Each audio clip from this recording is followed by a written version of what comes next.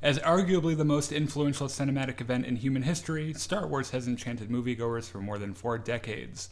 This fantastical tale, set a long time ago in a galaxy far, far away, focuses on the Galactic Republic and its order of lightsaber-wielding psychic ninja space paladins called the Jedi, who conjure power from the Force, a mystic energy field that surrounds and binds the galaxy together. As with all things, the Force has a dark side driven by death, passion, and destruction, favored by an evil order of fallen Jedi called the Sith, who peaced out about a millennia ago and haven't been seen since. Welcome back to Jedi Enclave. I am Daniel. And I'm Chris. And we're two lonely but obsessed Star Wars fans who are here to get you caught up on all things Star Wars before you see Rise of Skywalker. Episode 1, The Phantom Menace. What better way to start your expansive space epic than a trade dispute in space? The peaceful planet of Naboo is blockaded by the evil space Walmart called the Trade Federation. 2 Jedi, Qui-Gon Jinn and his apprentice Obi-Wan Kenobi, are sent to negotiate an end to the blockade, but when a mysterious puppeteer giving orders to the Trade Federation called Darth Sidious orders the Jedi's assassination, shit starts to get real. After discovering the plot to invade Naboo, the Jedi escape to the surface to warn the Queen. They meet Jar Jar Binks, a klutzy Gungan who offers to guide them to the royal palace where the Queen Amidala, a 14-year-old monarch refusing to fight, has already been taken captive. The Jedi stage a prison break to take Amidala and accompanying handmaidens to the galactic capital Coruscant. They're able to break free of the blockade with the help of expert mechanic droid R2-D2, but their ship is damaged, forcing them to land on the backworld planet Tatooine to make repairs. There they meet the sleazy drunk traitor Watto and his slave boy Anakin. Anakin is clearly special as Qui-Gon can sense his power in the Force and suspects he will fulfill a prophecy that says all will be balanced by a divergence in the Force. Anakin offers to enter a dangerous pod race to win enough money for the group to repair their ship. We also meet his homemade droid C-3PO and he becomes quick frenemies with R2. Through some trickery of questionable morality, Qui-Gon is able to convince Watto to free Anakin if he wins so that he can be trained as a Jedi. Well, it turns out that he does win, so the group fixes their ship and is ready to continue to Coruscant, but wait. Right before taking off, Qui-Gon is attacked by tattoo-faced Sith badass Darth Maul. Qui-Gon is able to escape and the ship safely takes off. On Coruscant, the Queen, with the help of her appointed Senator Sheev Palpatine, discovered that the government is so corrupt that they are unable to help the Naboo. The Queen and Palpatine hatch a plot to politically usurp the sitting Chancellor and place Palpatine in his place. Somehow this works, but they've already wasted enough time on it, and the Queen wants to leave to organize a fight on Naboo. Meanwhile, Qui-Gon takes Anakin before the Jedi Council and they decide he isn't going to be trained because he's too old and fearful. Stick a pin in that because we don't have time for this and we need to get back to Naboo. The group, with the help of Jar Jar Binks, beg the Gungans to help and they agree. A daring battle plan is drawn up. The Gungans will create a distraction to pull the bad guys away from the capital, the Queen and soldiers will capture the leader of the Trade Federation, and pilots will destroy a control ship in space to disable the Trade Federation's droid army. Oh yeah, they have a droid army. Most of this works, but Qui-Gon and Obi-Wan are attacked by Darth Maul again, setting up a badass lightsaber duel. Qui-Gon is mortally wounded, causing Obi-Wan to go fucking bonkers and kill Darth Maul. Before dying, Qui-Gon's last request is for Obi-Wan to train Anakin as a Jedi no matter what. Since he's gonna do it anyway, the Jedi Council agree to have Anakin trained. While the film has a mostly happy ending, Jedi Master Yoda points out that there are always 2 Sith, a master and an apprentice, and they have no idea which one Darth Maul was. Episode 2, Attack the Clones. Fast forward several years, and lots of things have changed in our favorite galaxy far, far away. Anakin is now a dashing Jedi apprentice, close to becoming a Jedi Knight. Queen Amidala isn't a queen anymore, but somehow a senator, and Obi-Wan looks a whole bunch like Jesus Christ. Oh, also, planets are slowly breaking away from the Republic to join former Jedi Master Count Dooku's Confederation of Planets. After a mysterious assassination attempt is made on Senator Amidala's life, the Jedi order Obi-Wan and Anakin to protect her and discover her would-be killer. After a second assassination attempt, they're able to track down a bounty hunter, but before she can tell them who hired her, she's killed by a mysterious poison dart. Well, it's getting a little too dangerous on Coruscant for Amidala, so the Jedi send her and Anakin to Naboo to lay low for a while. Oh, one important note here. Anakin, now a typical adult human male who isn't allowed to marry and is likely still a virgin, wants to get diplomatic with the senator, if you catch our meaning.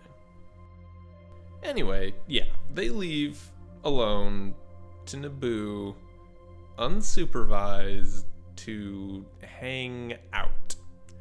Anakin is obviously thrilled. With the help of his friend Dexter Jester, Obi-Wan is able to track the poison dart to the planet Kamino, whose existence has been mysteriously deleted from the Jedi archives. That won't stop Obi-Wan from jumping in his sweet-ass Jedi starfighter and popping over there to figure out what the hell is going on. Meanwhile, Anakin goes from 0 to 60 and flat out professes his love to Amidala. She's understandably freaked out by this, but figures it's better to confuse him further and lets him kiss her and listens to him bitch about sand. Turns out he's also having harrowing nightmares about his mother, who is still a slave on Tatooine. Sensing that she's in danger, he and Amidala jump in their own ship to go see what the hell is going on. When Obi-Wan gets to Kamino, there's a lot of really weird shit happening, so strap in and try to keep up. First, the people of Kamino are expert cloners and have cloned an entire army for the Republic, but the Jedi have no fucking clue why. Obi-Wan plays it cool and demands to inspect their brand new army. Turns out the army is cloned from a particularly talented bounty hunter named Jango Fett, and, you guessed it, he's the bounty hunter that hired the bounty hunter to assassinate Senator Amidala. Obi-Wan attempts to arrest Jango, but he's not so keen on the idea, and escapes with his cloned son, Boba Fett. Obi-Wan is able to follow him to the planet Geonosis. Anakin and Amidala discover on Tatooine that his mother, who was freed and got married after Anakin left, was abducted by Tusken Raiders months ago. Tuskens are really scary, so no one could do anything about it. Anakin finds the Tusken camp and is able to talk to his mother before she dies. This sends Anakin into a rage, and he straight up murders every Tusken Raider, men, women, and children, before bringing his mother's body back to be buried. Anakin discovers that Obi-Wan is tracking a dangerous bounty hunter, and against the orders of the Jedi Council, leaves Tatooine with Amidala to help him, which ends up being a good thing because Obi-Wan is captured on Geonosis by Count Dooku. Before he's captured, though, Obi-Wan is able to warn the Jedi Order about everything. Count Dooku orders Obi-Wan's execution. Meanwhile, Anakin and Amidala arrive and start sniffing around. They're promptly captured and ordered to be executed. Why? Because Count Dooku is revealed to be the new Sith apprentice to the evil Darth Sidious, and they don't want the Jedi finding out about their massive droid army on Geonosis, which they plan to use to wage war on the Republic. Back on Coruscant, Jedi Masters Yoda and Mace Windu decide to rescue Obi-Wan and company. Mace Windu says he'll take about 200 Jedi to Geonosis, while Yoda will go pick up their new army from Kamino. Obi-Wan, Anakin, and Amidala are taken to a gladiatorial arena and forced to fight giant monsters in the hopes that they'll be killed. Amidala figures this is as good a time as any and professes her love back to Anakin, who thinks this is pretty fucking awesome if it weren't for them about to be eaten by a giant rhinoceros, a cat with too many eyes, and a giant half-crab, half-praying mantis thing. They put up a pretty good fight. Right before they're going to be killed, a small army of Jedi show up for a badass rescue operation. They all fight in an epic battle, but eventually the Jedi are just too outnumbered. Right before they're going to be killed, here comes motherfucking Jedi Master Yoda and an entire clone army. Before you know it, there's a full-scale war raging on Geonosis. Count Dooku escapes to a hangar, and Obi-Wan and Anakin follow him. They swashbuckle a bit with lightsabers, and Count Dooku must be pretty badass duelist because he cuts Anakin's arm off and does some expert-level stabby-stab moves against Obi-Wan. Right as Dooku is about to kill them off forever, an tiny, ancient green Jedi Master badass shows up and goes absolutely ballistic. In an attempt to escape with his life, Dooku topples a big thing over unconscious Anakin and Obi-Wan, causing Yoda to use all of his concentration to save them. This gives Dooku the distraction he needs, and he's able to escape. Dooku returns to Coruscant to meet up with Darth Sidious, telling him that his brilliant plan is now in motion, which apparently includes the creation of a giant moon-sized battle station. Turns out everything that's happened so far is by design, and the Clone War has officially begun.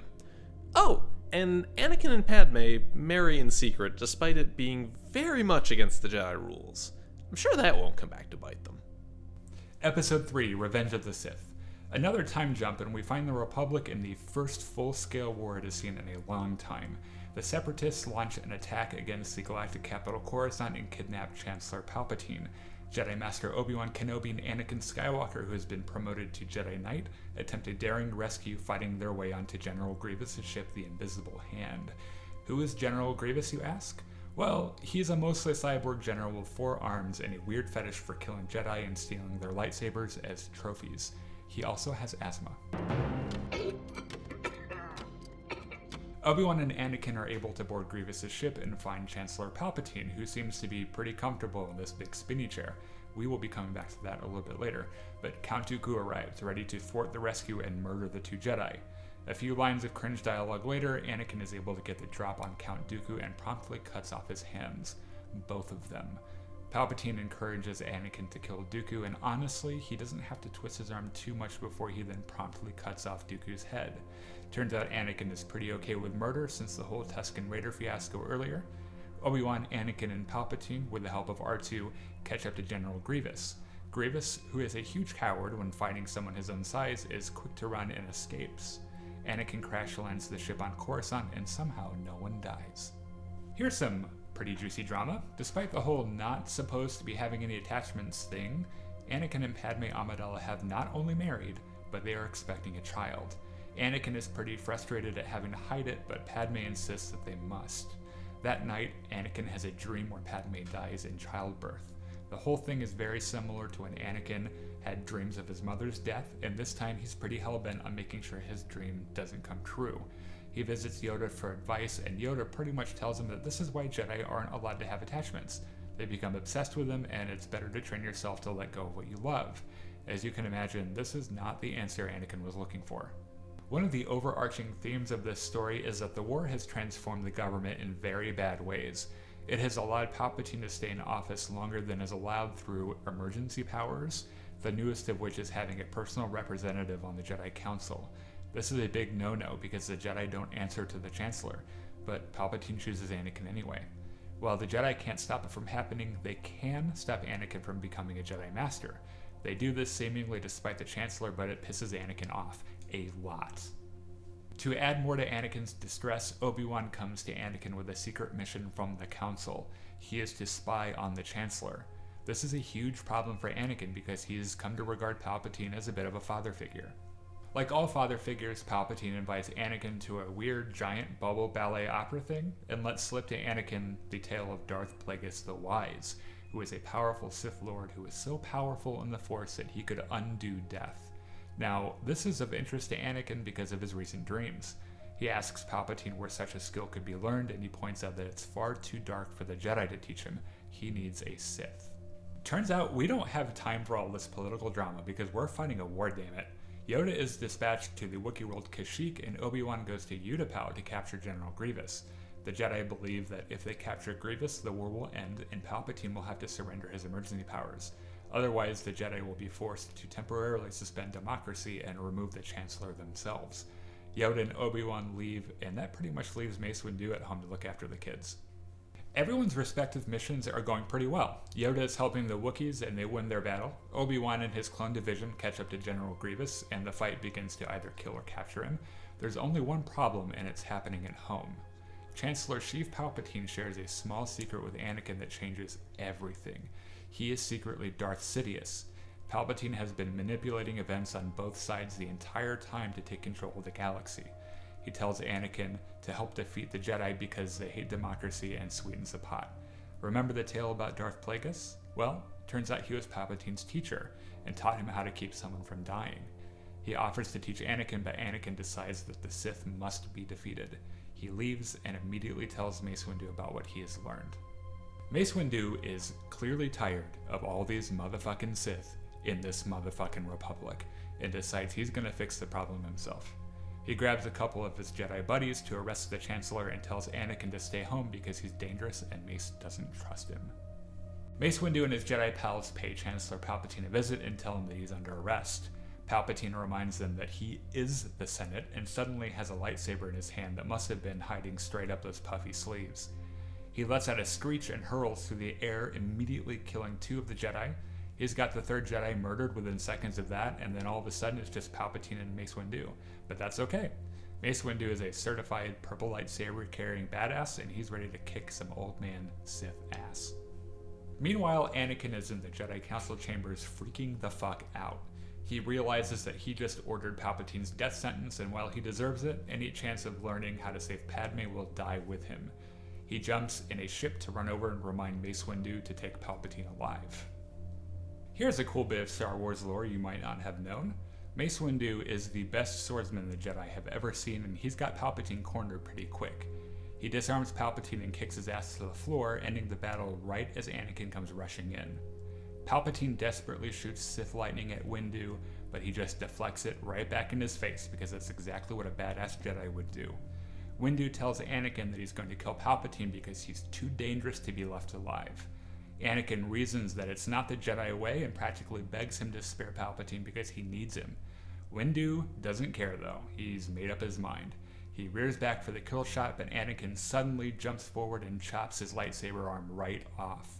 Palpatine takes his opportunity, blasting Windu with lightning, and launches him out the window, never to be seen again. Right around this time, Obi-Wan has started his duel with Grievous and eventually wins, killing the general. He marches into battle with his clones against the remaining Separatist forces on the most adorable lizard bird hybrid thing. Back at Palpatine's office, Palpatine's face is pretty fucked up, and Anakin is stunned by what he had just done.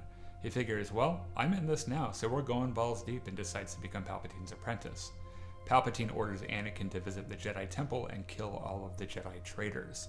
He also gives him a pet name. Darth Vader. His next step is something he's been planning for a very long time. He gets on the phone to Commander Cody, Obi-Wan's right-hand clone trooper, and tells him to execute Order 66. Without so much as a question, Cody orders his men to open fire on his friend and trusted ally Obi-Wan Kenobi. All around the galaxy, clone troopers start suddenly murdering their Jedi commanders in cold blood. 2 clones even attempt to kill Yoda on Kashyyyk, but come on, we all know he's just gonna backflip and cut those motherfucking heads off anyway. Palpatine calls a special session of Congress and says the Jedi attempted to assassinate him, and declares that the Republic will be reorganized into an empire with him as its emperor. This is welcomed by a vast majority of the government. Anakin takes his clone legion to the Jedi Temple and murders every single Jedi, including a heart-wrenching scene where Anakin finds a group of Jedi younglings who are hiding. He kills all of them too. His turn to the dark side is complete. Somehow, Obi-Wan escapes and is rescued by his friends Senator Organa and Yoda. Organa tells Obi-Wan that clones are turning on the Jedi everywhere and that there is a signal coming from the Jedi Temple telling all Jedi that the war is over and to come home. This is clearly a trap, and Yoda and Obi-Wan decide they must go to the temple and disable the signal, which they do. However, they discover the footage of Anakin murdering Jedi babies and decide that he and Palpatine must be destroyed. Yoda tells Obi-Wan to find Anakin, who has been ordered to the volcanic world of Mustafar to murder the Separatist leadership. Yoda will fight Palpatine. What happens next is some of the coolest lightsaber play in the entire saga. Obi-Wan secretly stows aboard Padme's ship because he knows she will go straight to him. She is disgusted by what Anakin has done and things are getting pretty heated between them. Obi-Wan reveals himself and Anakin thinks they're having an affair or something. He uses the Force to choke his pregnant wife and she is unconscious. Lightsabers are drawn and the fight begins. Yoda visits Palpatine and their showdown is epic. Obi-Wan is able to beat Anakin by cutting off all of his remaining limbs, and when he catches fire, decides to leave him for dead. He retrieves Anakin's lightsaber and leaves. He takes Padme with him, who is in an extremely delicate state after being strangled by Anakin. Yoda and Palpatine's fight is mostly a draw, and Yoda decides escaping with his life is the Jedi's best chance of survival, so that's what he does. Bail Organa is able to pick Yoda up, and Obi-Wan and Yoda watch as Padme unexpectedly goes into labor. Surprise, it's actually twins. Both babies are born healthy, and Padme names them Luke and Leia, and then succumbs to her condition and dies, confirming that Anakin was indeed the cause of his own fear. Palpatine finds a very crispy, nearly dead Anakin on the lava banks of Mustafar. He's able to save Anakin's life, but he'll have to spend the rest of his life in a cyborg suit. Darth Vader is now finally, as the Zeitgeist knows him, in a kick-ass black scary suit with a terrifying helmet. Yoda and Obi-Wan decide that the twins must be separated and hidden so Vader or Palpatine will never find them. Senator Organa takes Leia to his homeworld Alderaan. Obi-Wan agrees to take Luke to Tatooine to Anakin's brother-in-law and will watch over him while he's growing up. Before he leaves, Yoda tells him that his late master Qui-Gon Jinn has discovered how to retain consciousness after death and will teach Obi-Wan. Yoda takes an escape pod to the unknown swamp world of Dagobah to begin his life in exile until the flame of the Jedi can be rekindled once again. The last shot of the film is Darth Sidious, or Emperor Palpatine, and Darth Vader overlooking the construction of a moon-sized battle station.